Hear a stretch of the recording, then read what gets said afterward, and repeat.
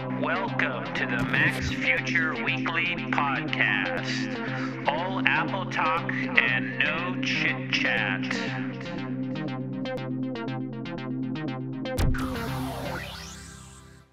Okay, this is Lex at MacsFuture.com, and this is it's Wednesday, September 12th, 2012, and today it's a special Max Future episode, both for the iPad and the iPhone podcast, because I'm going to discuss the big announcement today. Apple revealed all sorts of new hardware in the iOS space, and it's pretty significant, so I thought I would talk about it. The big news is Apple came out with the iPhone 5.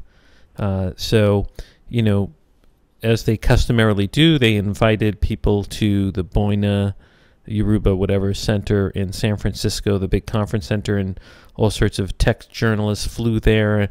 And the way they did it is that the event, like it usually is, starts at 10 a.m. Pacific time, which is 1 p.m. Eastern time. And they basically, do a presentation. It's not live streamed, but now the video stream is on Apple's website, and you can see the whole video presentation. Various tech sites did live blogging, so you could see in real time what was being revealed. And basically, Tim Cook started it off, and Phil Schiller also kicked in, and Scott Forstall, and Eddie Q, and then another guy, I don't know, I forget, his name was like Gas or Yas or something like that. So what's the big news? The big news is that a lot of the rumors were true, and Apple has revealed the iPhone 5. And what's the big difference between the iPhone 5 and the iPhone 4S? And I think it comes down to this. It's actually the tech specs pretty much give it away. First of all, they again come in the standard 16 gigabyte, 32 gigabyte, and 64 gigabyte sizes. That hasn't changed. So let's talk about the big things that have changed. The big thing that has changed is the design. It is now a little longer, the same width, but it's thinner and it's lighter. And this is pretty significant. It's about 23% or so longer, and it is significantly lighter. And I don't know how they did this, because the iPhone 4S is 140 grams, and this is 112 grams, which is about 140 grams is 25% more than 112 grams. And it's thinner. It's about 18% thinner, and so its thinness is 0.30 inches, which is pretty thin. So it's very impressive. I mean, I think the how they made it thinner and lighter and longer is very interesting. Now let's see, if we go to my blog here, we will see I did a little comparison here, side by side photos. So you can see it's the same width, but it's significantly thinner. The height is 4.87 inches, and before it was 4.5 inches. So it's not a lot taller. They lowered it closer to the home button on the bottom, and also stretched it out. So it's sort of, somebody described it as taking the iPhone 4S and turning it into a pancake, and flattening it. But on Twitter, a lot of people are talking about how incredibly light it is. So I think that's pretty cool. So what are some of the other crazy things in here? Well, the big things are that it now has LTE, which is the 4G, true 4G data service through Sprint, Verizon, and AT&T in the United States. So that's a big plus. The other thing that was really improved is the camera. So the camera, while it's still 8 megapixel, it has, I guess, better sensitivity in low light and takes better pictures. And so the camera, I think, is a big plus, and it's also a reason to really upgrade. And it also has a much faster processor. It has now an A6 chip here. It says on Apple's website that they still were able to maintain significant battery life, even with the LTE faster cell phone data connection. And it says here that the A6 chip is twice as fast as the A5 chip. So apps launch, web pages load, and email attachments appear more instantly. And it says it offers graphic performance that's twice as fast as the A5. So the A5 is in the iPhone 4S. So it's supposed to be zippier. Other changes are that the earphone dock is on the bottom, and they got rid of the traditional, dock connector. Instead, they have a new dock connector called Lightning. Let's see if I can find the little slide for that. They make a big deal of it. Now, Lightning is the same on both sides, so no matter how you plug it in, it will connect. And also they redesigned some what they claim to be breakthrough earpods. So, and also the front camera is now 720p in the front. That wasn't 720p in the front. Plus, they baked into the camera or the iPhone something known as panorama. It says the iPhone here, this is what Apple says, the iPhone is the most popular camera in the world for good reason. Photos look so stunning, it's hard to believe that we're taken with a mobile phone, and what else? So you can do this sort of panorama shot, and the reactions from some of the tech pundits that are there are really glowing about it. They say that it's amazing. I mean, Android has had panorama, but apparently this panorama is pretty stunning. You can just sort of capture all around you and stitch together photos in a very sort of seamless way. What else? The video recording. Apparently you can now take pictures while you're doing your video recording, and the face detection means that you can recognize up to 10 faces.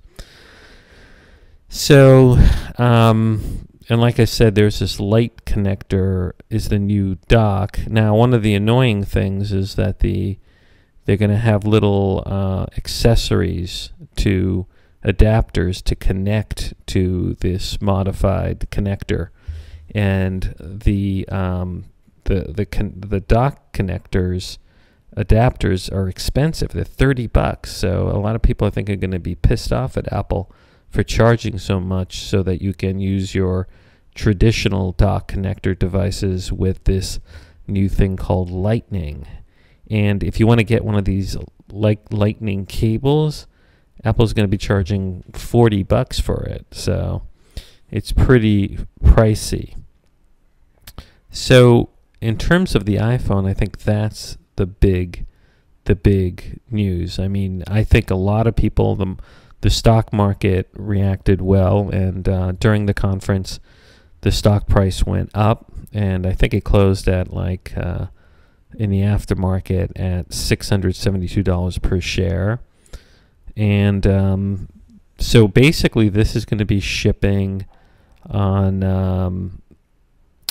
September 21st, the Friday, next Friday, and apparently in the early morning of this Friday, September 14th, you'll be able to pre-order online, I guess either for pickup in the store or for shipment to your home.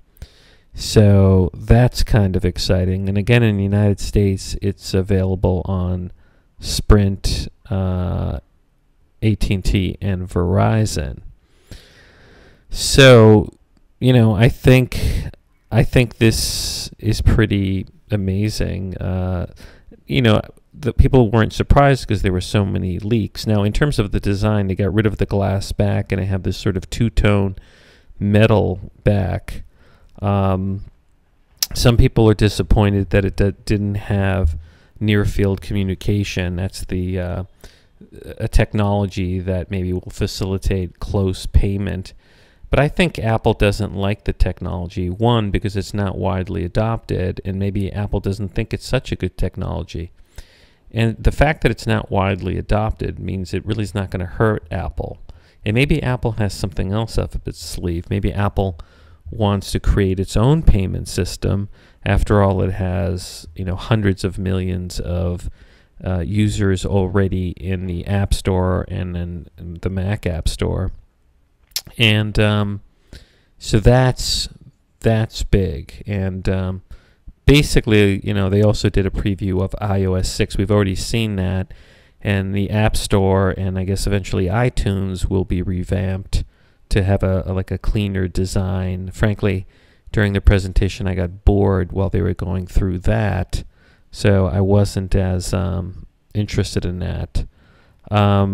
They also not going to have sort of any wireless charging of the iPhone. And basically, when asked about that, I think Phil Schiller said, "Look, it's not a great solution because you still have to plug in the thing that wirelessly charges your iPhone, and that's just another thing to plug."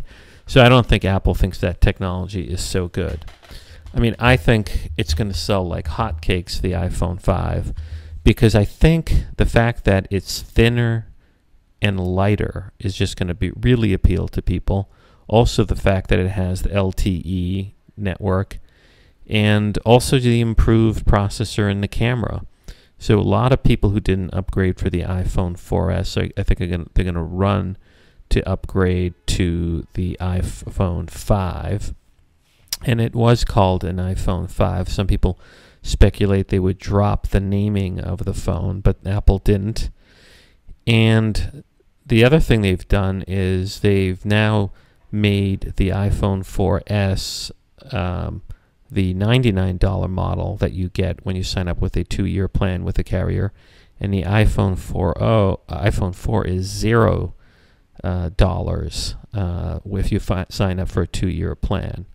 So these are really good price points that Apple has, ranging from $0 with a price with a 2-year plan to I think it's $400 for a 64 gigabyte iPhone 5. So this was a really big announcement, and they went through iTunes and all that. But the other big announcement was the iPod line has been upgraded. In particular, the iPod Touch and the iPod Nanos. Now, the iPod Touches, they kept the 4th generation iPod Touch that's been out, and they're still selling that for $200. But what's interesting is they came out with these 5th generation iPod Touches that really have the sort of guts of the iPhone 4S in it, or the iPhone 4 that start at $300. So, and they've come out in 6 colors, like white, blue, sort of a yellow, goldenish, a reddish, a silverish, and I don't know, some sort of dark color. And they start at $300, and they're going to be sold or pre-ordered online also this Friday, September 14th. Now, what's particularly nice about it, it has a much better camera than the old 4th generation iPhone, and it's going to have Siri in it, and it's significantly thinner and lighter than the last generation iPhone. And it can also shoot now. It has a 5 megapixel camera in the back. I think the The last generation had like a 3 megapixel camera. So this camera is more like of the megapixels of the iPhone 4. But the key is it can shoot in 1080 HD video. And it has, a better camera, I think, also in the front. So this is a big improvement.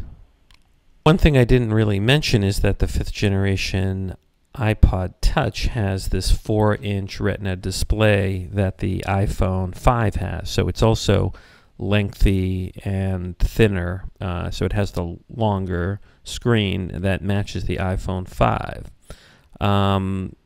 So that really differentiates it from the last generation iPhone, iPod Touch. The other thing that it has this thing that's kind of new, is like a button in the back where you can put like a little strap to hold it. So they have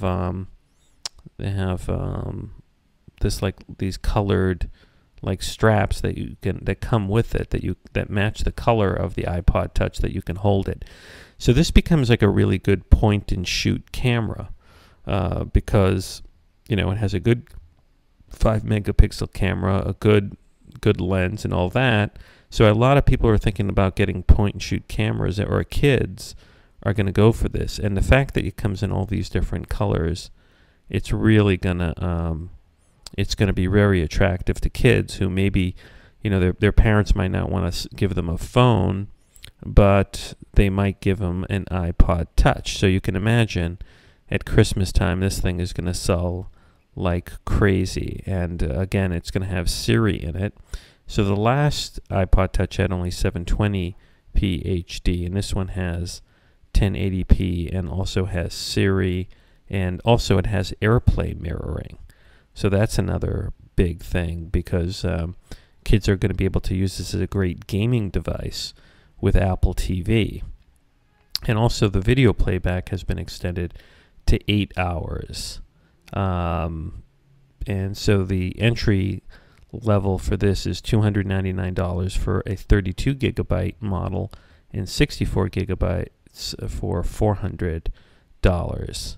So, this is like a major upgrade to the iPod Touch. Now, my dream has been, that Apple would somehow be able to negotiate with some carriers in the United States the ability to put in a cell phone chip in the iPod Touch and have cell phone data similar to the iPad. And that would be epic, because then you could get like an iPod Touch and using voice over IP or FaceTime, make phone calls and only pay, let's say, $30 a month instead of like some crazy AT&T or Verizon telephone fee. But I think it's hard for Apple to get that from any carrier, because I think the carriers are afraid to do that because it would cannibalize their ability to sell cell phone plans, which are much more expensive. So the other thing Apple announced are new designed iPod Nanos. They're no longer square and sort of like made for a watch. Instead, they look like sort of mini iPod Touches. They're rectangular in length, and they have a 2.5-inch multi-touch display. So it's twice as big, Apple says, as the previous touch display of the iPod Nano. And you can see, more music, photos, and videos. It has some limited apps. It has a radio built into it, and a video app, and a Nike fitness app, and podcasts, and music. What else? And it comes like the iPod Touches in different colors. Let's see, choose a color. You got blue, some sort of greenish yellow, purple, some sort of silver, red, black, and green. So these colors, I think, are really going to be, kind of exciting for everybody. And it has a Bluetooth technology in it. So it's got Bluetooth 4 and a DVR to record the radio, and you can even rewind, it says, back as 15 minutes. So this is pretty cool, and you also get the cool new headphones that look, I don't know, like they look more space age-like, and it connects better, and it also works with the new 30-pin dock. The new Lightning connector dock instead of the 30-pin connector dock. Now, the interesting thing is that the Nano has Nike support built in, so the pedometer is sort of built in, so you can just, get like sneakers that work with this, and that's all you need to get. So that's like a big upgrade. And so these are started at $150, and they kept the shuffle in different colors. I don't think they changed that, and they kept the 160 gigabyte iPod Classic. So yeah, how much is that? Let's see, that's $250, and the shuffle is $49. So, I think these were really cool upgrades. In terms of the iPod Touches, the 5th generation, what's interesting is the pricing is, starting at $300, because, for $300 or so, you can get a decent, much bigger Kindle Fire. But I think, some people, there's going to be a lot of people who are going to want the portability of the iPod Touch and the whole ecosystem. And even though it's not as big as the Kindle, it's portable, it's decent size, and it's almost like a junior iPhone.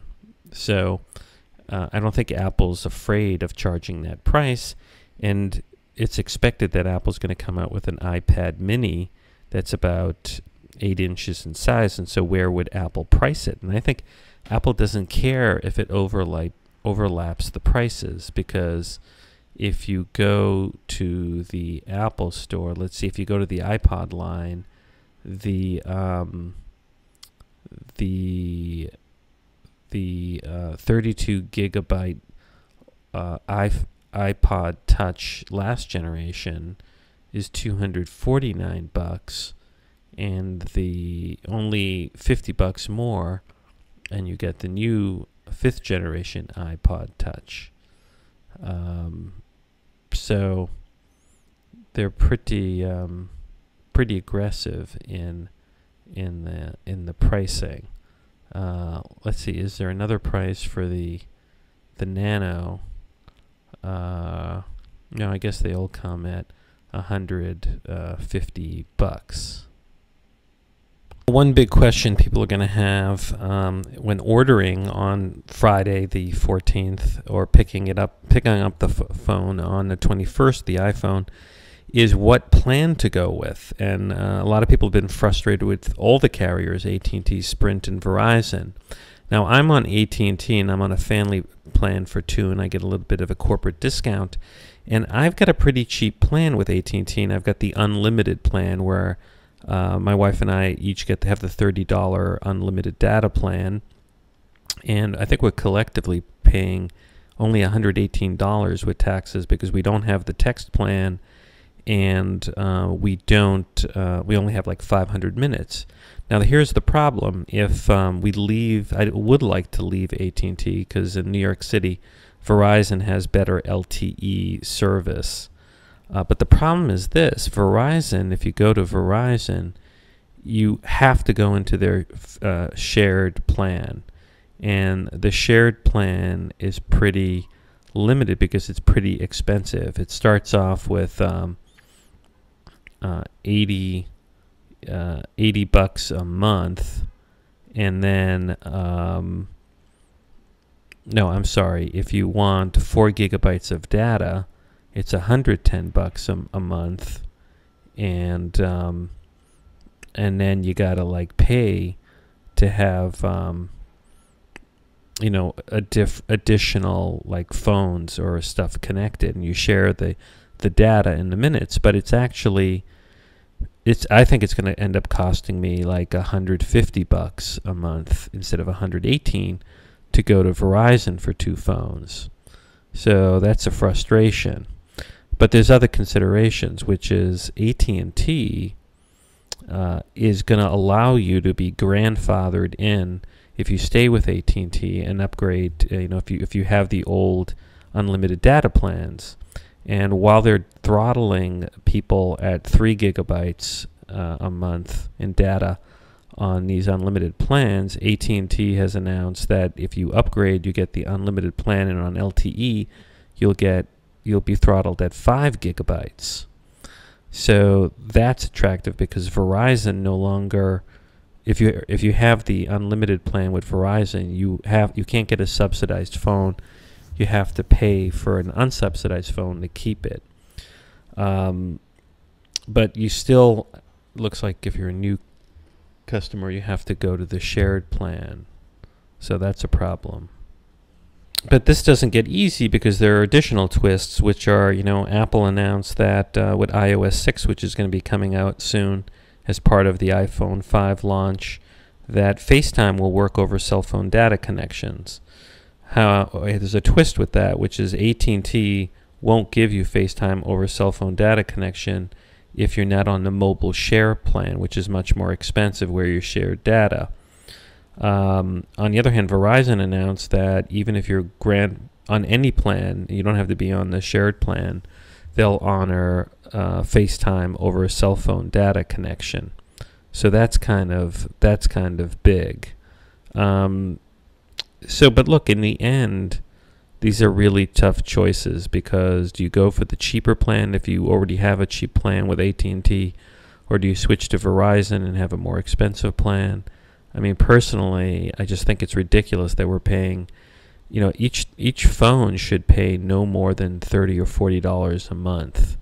And if you want to, you could buy the iPhone 5 without a subsidy, and I'm not sure how easy that is to do. I don't know if Apple has specifically offered that plan yet. Last year with the iPhone 4S, they didn't start selling unlocked iPhone 4Ss until several months or like a month later. But what you could do is hope that eventually T-Mobile rolls out LTE and that the AT&T phone will work on it. But right now you don't have a lot of choices. If you want the LTE, you have to go with Verizon, AT&T, or Sprint. One other little twist here is this, that AT&T's LTE works on a band that's going to be in Canada and the United States and not like in Europe, while Verizon's LTE will work with European bands. So if you ever want to sell it or use it overseas, ironically, the Verizon one is going to be better in Europe than the AT&T one. So that's another consideration to take into account. So, these are very exciting. It's exciting in one respect. On the other hand, there was so many leaks, we sort of expected this. I guess the thing that impresses me the most, or that I'm most surprised by, is how thin and how light the iPhone 5 is. I think we knew that there would be a better phone. I think the other surprise is that it has this A6 processor in it, because in the past, Apple has given the iPad the newest processor, and then in the fall has given the iPhone that processor. And currently the third generation iPad has something known as the A5S chip, or X chip, or something like that. Well, this is going to be the A6 chip, so it's even more powerful. Now, it could be that Apple is going to put this A6 chip into a revamped third generation iPad that is rumored to maybe coming out this fall, and or the iPad mini. So either is possible. Anyways, I hope to score one of these iPhone 5s by September 21st when they're actually delivered or available for pickup, and I'll report on it then. And so this has been a special edition of the Macs Future podcast to discuss the exciting news about the iPhone 5 and what my first impressions are regarding this. I think personally it's going to sell like crazy. One thing they didn't announce is, that it's going to roll out in a lot of countries.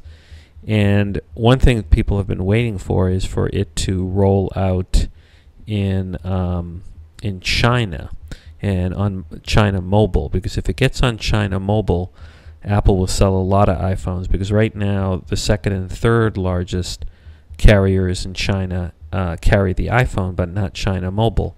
And there's a belief that if Apple goes to the LTE technology, it'll get on China Mobile. And that'll be epic in terms of Apple's business, because China Mobile has twice the subscribers of Verizon and AT&T in the United States combined. So that's pretty remarkable. So, I suspect Apple will at some point reveal which carriers overseas are going to get the iPhone 5 as it rolls out this fall.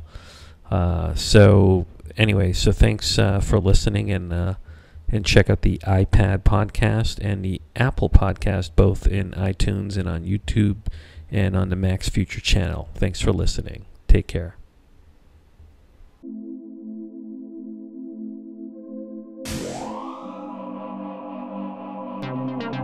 This has been a Macs Future production.